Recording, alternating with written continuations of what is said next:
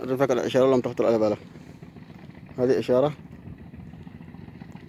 كمطحنة أو شيء يطحنوا عليها، بس كسروها هني ونطلعوها من بين المدفن هذا، ونقولوا إنها آدية، وهي عبارة عن تمثل المكان اللي موجودين فيه. شوف هات البقعة اللي احنا فيها عبارة كذلك المطحنة. هذا الدفين حقنا هني، أنا المكان الآن فيها الدفين.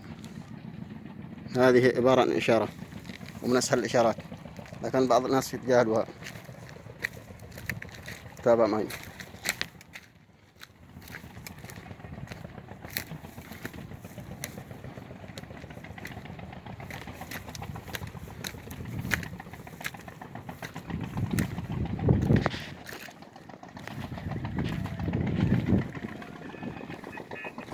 شوف وضع المكان كذا،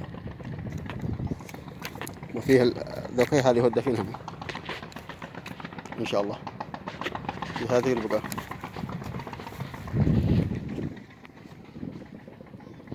أو رصها والله. بعض الباحثين يبحثوا في داخل المباني وخارجيها.